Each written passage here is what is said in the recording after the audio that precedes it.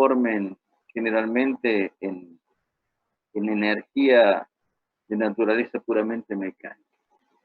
Y no es tan así, porque la energía intercambiada puede ser no solo mecánica, puede ser eléctrica, química, magnética. Hay una cantidad de energía que se pueden intercambiar con termodinámica que no podemos decir que solamente la mecánica. Lo que pasa es que en la mecánica es una de las más utilizadas, pero aquí vamos a modificar un poco, porque las energías mecánicas siempre se ven o se analizan desde una fuerza por distancia, puede ser una cupla, mientras que cuando analizamos la transferencia de energía o de un sistema termodinámico a un cambio de energía mecánica, aquí reemplazamos lo que es fuerza por presión y lo que es distancia, desplazamiento por una variación de volumen, que es lo que vamos a ver inmediatamente.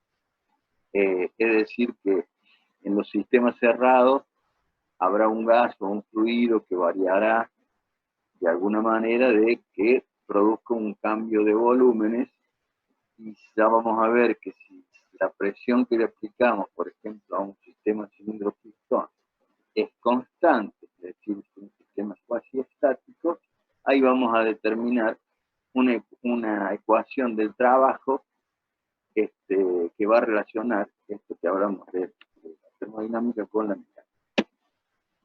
Nosotros podemos decir, después de lo que vimos como introducción, que esa energía o el sistema termodinámico no se transforma solamente en trabajo mecánico, energía y velocidad en forma de mecánica, sino que puede haber otras transferencias de energía.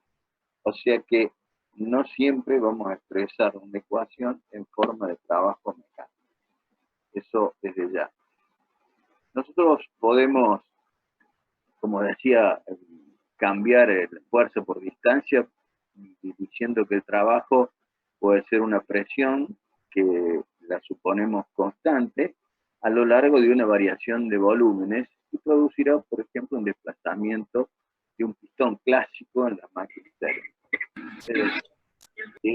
Ese trabajo, por ejemplo, tenemos un trabajo de expansión, es decir, con un aumento de volumen, podemos decir que es una presión por una variación de volumen. Que ya lo vamos a ver específicamente.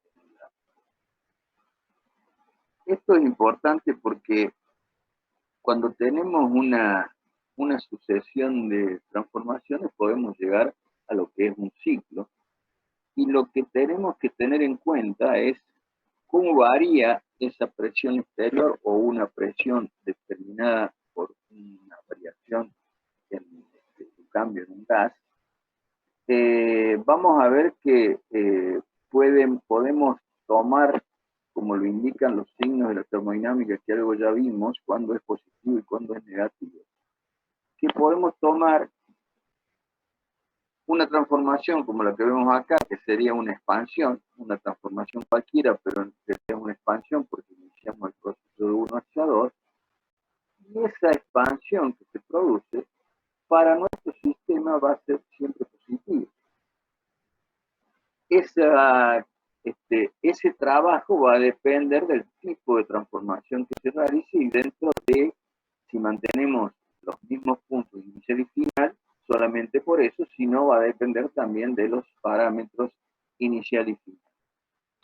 Y si nosotros necesitamos para llegar a poder producir esa expansión un trabajo de compresión, ese trabajo de compresión para nuestro sistema va a ser negativo.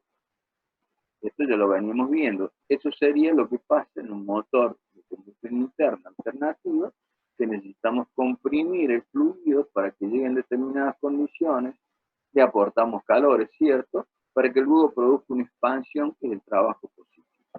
Si ahora nosotros superponemos estas dos expresiones que hemos realizado aquí, es decir, una expansión y una compresión, ¿cuál sería el resultado? Y suponiendo que esto es un ciclo,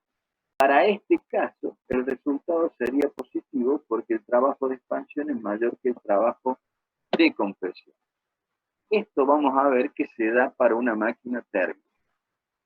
Distinto vamos a ver que es para cuando se cumple un ciclo frigorífico, necesitamos un trabajo externo para poder hacer funcionar este ciclo.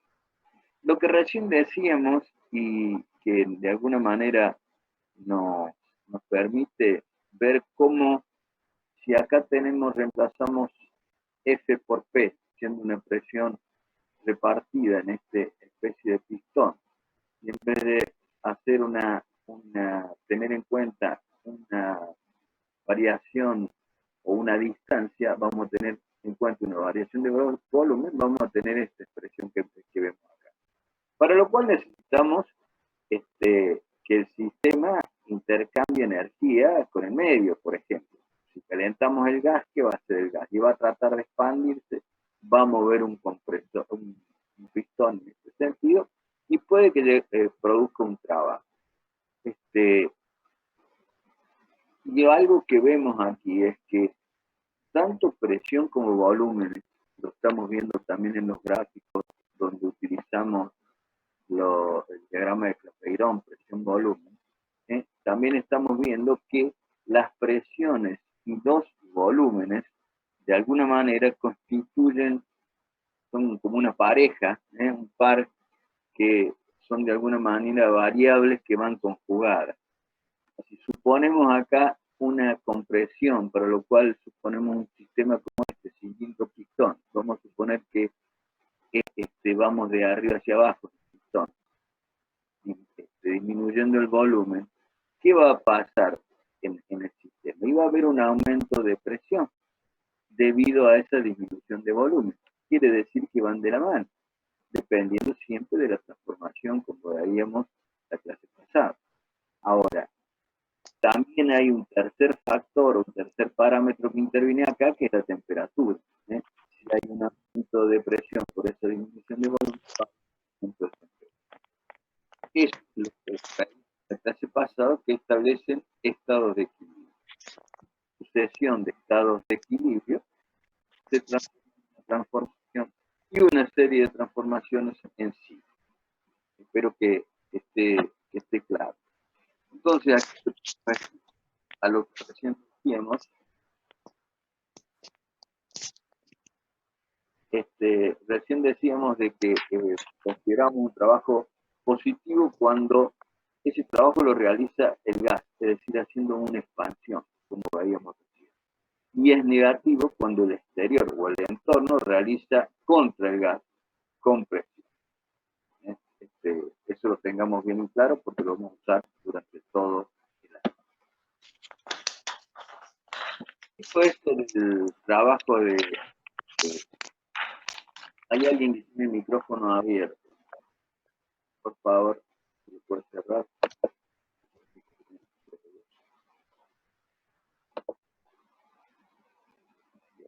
Ahí está. Si tomamos en un diagrama de Clapeyron dos puntos definidos por presiones y volúmenes, de manera como tenemos representados en este momento en el diagrama, y por ejemplo vamos de un punto inicial a un punto final a través de una determinada transformación como la que vemos en rojo, aquí vamos de punto inicial al punto final, del punto A al punto B, que está definido por presión y volumen y también temperatura. Eso sería un tipo de transformación, la cual nos va a permitir realizar un determinado trabajo. Si para ir de A hasta B vamos ahora por la línea verde, ¿qué vamos a ver? Siendo la línea roja y la línea verde dos transformaciones distintas que ocurren entre los mismos puntos, ¿qué va a pasar? Que el trabajo que vamos a poder o que vamos a realizar en este caso van a ser diferentes. ¿Por qué? Porque un trabajo va a estar definido por la variación de volúmenes y si dependemos de la variación de volúmenes vamos a tener un lado que va a depender del eje de los volúmenes por un tipo de transformación que se realice y las presiones extremas, máximas y mínimas que logremos en el sistema. Para este caso, como vemos rayado ahí, vemos que hay un trabajo de A, B, B, que está representado por esa área rayada. Ahora bien, si la transformación es la que se produce en verde, el trabajo que vamos a obtener va a ser este nuevo rayado. ¿Por qué? Porque hemos variado la transformación. A pesar de que esa transformación se produce entre los mismos puntos, inicial y final, el trabajo es distinto porque el camino recorrido en este caso es distinto. Espero que se entienda. ¿Esto qué quiere decir? Que el trabajo entre A y B producido por la transformación que está en rojo, vemos que el sentido es de A a B, va a ser 1 y el trabajo representado por la línea esta verde, que vemos que también tiene el mismo sentido de A a B, vamos a llamar W' AB, va a ser menor que el trabajo AB. Es decir, que el trabajo que intercambia un sistema o el gas va a depender de la transformación que estemos realizando, tal cual veníamos diciendo, desde un estado inicial a un estado final. Y también podemos decir que cuando, realizamos varios de estos tipos de trabajo, podemos armar una sucesión de transformaciones que luego determinamos en qué produce un ciclo. Cada trabajo de estos, si fueran en sentido contrario, evidentemente tenemos que ver la suma en función de si es positivo o negativo y verificar si el trabajo final para nuestro sistema es positivo o es negativo. En el caso de ya lo vamos a ver específicamente, pero en el caso de una máquina térmica, el trabajo resultante es positivo y en el caso de una máquina frigorífica, el trabajo resultante va a ser negativo. Vamos ahora a ver esta consideración. Vamos a seguir estableciendo los puntos iniciales y finales, tal cual veíamos recién ahí. Y ahora vamos a ver qué pasa cuando, por un lado, tenemos dos transformaciones, una como la que vemos ahí rayada, que produce un determinado trabajo, y otra que está produciendo otro trabajo, pero aquí lo hacemos en forma de ciclo, es decir, en el mismo sentido.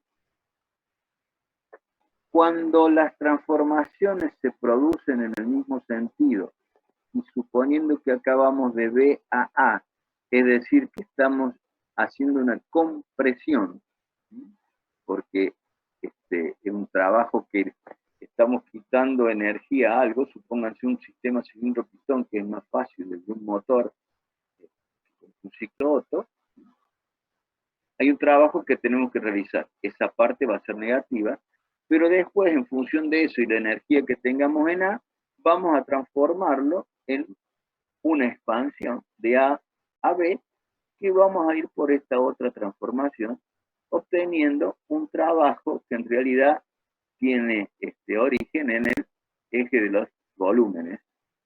Y eso nos va a dar un sentido como y decimos que ese trabajo producido A, B, A, para nosotros va a ser mayor que 0, es decir, va a ser positivo, porque la diferencia entre el trabajo realizado en la compresión y que nos entregó la expansión estaría representada por esta área que supongamos que sea un ciclo. Ahora bien, este trabajo, como decíamos recién, se cumple o es positivo en una máquina térmica. Vamos a ver qué pasa en una máquina frigorífica, donde aquí el sentido en el cual vamos a hacer el trabajo es al revés. Vamos a necesitar un mayor trabajo de compresión para ir de B a A, para obtener este trabajo de expansión yendo de A a B. ¿Se lo verifica? ¿Se lo ve? Quiere decir que nosotros vamos a necesitar realizar mayor trabajo de compresión que para obtener ese trabajo de expansión. Entonces, esa área que representa ahora el ciclo, para nuestro caso, va a decir que el trabajo que se produce en este caso va a ser menor que cero. Es decir, el trabajo entre A, B y A va a ser menor que cero. Es decir, que necesitamos gastar una cantidad de energía para, en este caso, realizar una compresión. Esto es lo que pasa realmente en las máquinas frigoríficas. Necesitamos, ustedes se instalan una máquina frigorífica y bueno, necesitamos mover un compresor para que ese compresor nos entregue energía de una determinada manera, pero para mover el compresor estamos gastando energía eléctrica, por ejemplo, para mover. ¿Se entiende hasta acá? Sí, ingeniero. Bien, eso nos permite ahora analizar otro trabajo, que este tampoco lo tienen, creo que en el apunte, pero sí lo encuentran en cualquier libro, que es el trabajo de flujo. Ya vamos a ver por qué necesitamos conocer el trabajo de flujo. El trabajo de flujo se cumple o se produce exclusivamente por un movimiento de fluido. Mientras se produce este trabajo de flujo, no se considera que exista alguna transformación de estado o un cambio de estado. Es decir, que este trabajo de flujo podemos definirlo como el producto de una fuerza que actúa por un camino recorrido. Solamente eso es el trabajo. Es decir, que además va a ser independiente de la velocidad con la que el fluido se mueve. Y no es lo mismo que cuando si consideramos un trabajo de expansión a presión constante. Recuerden que veíamos, por ejemplo, cuando hacíamos aporte de calor a presión constante, y veíamos para determinar la ecuación general de estado. O cuando vimos aporte de calor a presión constante en una isobárica. En esa transformación, ¿cuál es la diferencia entre la transformación de presión constante y esto que estamos considerando como trabajo de flujo? Es que en el trabajo de expansión a presión constante tenemos, tenemos una variación del volumen específico. En cambio, en este tipo de trabajo de flujo, el volumen específico permanece constante. ¿Cómo lo vamos a entender a este trabajo de flujo gráficamente? Si nosotros definimos un punto 1 que evidentemente va a estar dado por una presión y un volumen determinado, podemos decir que, y ya lo vamos a ver después cuando lo rayemos y lo determinamos, que esta área determinada por la presión 1 y B sub 1 va a representar un trabajo de flujo 1. Y ya vamos a ver por qué lo tomamos desde el origen. Y si nosotros tomamos otro valor de volúmenes y presiones, tal como el que vemos ahí, esta otra área, definida por P2, 2, B sub 2 y el origen, estaría representando un trabajo de flujo 2. Si manejamos esos puntos 1, 2 como nuestras referencias, vamos a tener que esta área, que la vamos a determinar, ya la terminamos en un segundo, 0, si ponemos 0 en la origen, A, B y C, eso va a ser el trabajo de flujo 1, ya lo vemos, y el área 0, A', B', C', 0, el trabajo de flujo 2. Como ven, en primera instancia, podemos observar que el trabajo de flujo se mide desde el origen. Y ahí, como decíamos recién, esa área representa el trabajo de flujo 1 y esta otra área representa el trabajo de flujo 2. Es decir, que está definido de alguna manera por área. Entonces podemos decir que, redondeando, resumiendo, que el trabajo de flujo solamente está debido al movimiento del fluido, que el trabajo de flujo, en el trabajo de flujo no se consideran transformaciones de estado, en el trabajo de flujo no varía el volumen específico, por eso es la condición por la cual se mide desde el origen el valor del trabajo de flujo. Y por otro lado decíamos que era independiente de la velocidad. Entonces el trabajo de flujo 1 va a ser igual o va a estar definido por la presión y volumen del punto 1. Y como recién decíamos, representados por el área 0, A, B, C, 0. Y el trabajo de flujo 2 va a estar definido por la presión y volumen del punto 2, representadas por el área 0, A', B', C', 0. Eso es lo que representa el trabajo de flujo. ¿Para qué necesitamos conocer el trabajo de flujo? Es para poder definir qué es lo que se conoce como trabajo de circulación. Y acá el trabajo de circulación, de alguna manera, estaría representado por las máquinas térmicas, que funcionan básicamente como con flujo continuo. Podemos mencionar, por ejemplo, compresores dinámicos o turbinas que operan de esta manera, porque circula un flujo por toda la máquina. Vamos a suponer una transformación como la que estamos indicando ahí en rojo, definida por los valores de presión y volumen 1 y 2, y vamos a suponer que ahí tenemos en el área rayada, en la primera área rayada, representado un trabajo de flujo 1, vamos a suponer que esa sería un área 1, definida por 0, A, B, C, 0. Después vamos a definir respecto al punto, a este otro punto que vamos a después a llamar 2,